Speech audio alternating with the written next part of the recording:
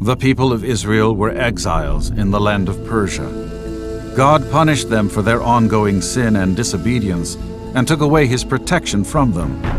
So the Persians came and destroyed the city of Jerusalem and took the Israelites as their slaves.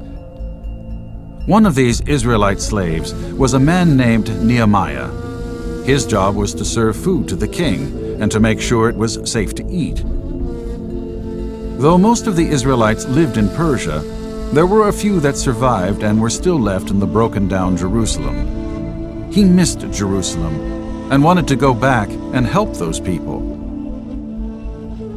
Nehemiah could not stop thinking about and praying for Jerusalem. He was sad all the time.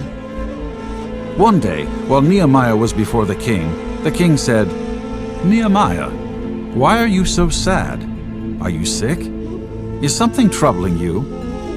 Nehemiah couldn't hold it in any longer. "O king, live forever. My home country, my father's land, is in ruin." The king was concerned and offered to help Nehemiah. Nehemiah told the king that he wanted to go back to Jerusalem and rebuild it as well as the walls around it. So Nehemiah asked the king for building supplies. He also asked the king to write a letter that he could show to anyone on his journey back to Jerusalem. This letter bore the seal of the king and protected Nehemiah as he traveled back to Jerusalem. It was a long and dangerous journey, but Nehemiah was excited to go back.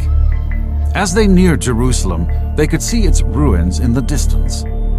The beautiful city of Jerusalem was all broken down, with no wall around it.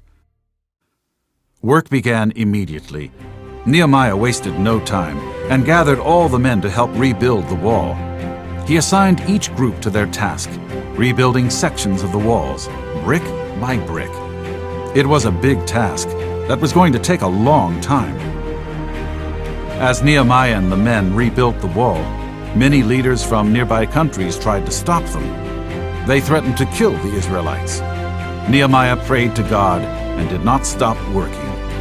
Each day, they worked harder and harder, and the wall became stronger and stronger.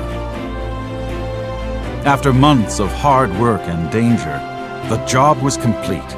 There was singing, dancing, feasting, and a huge celebration. God was the one who deserved praise and glory for the finished job.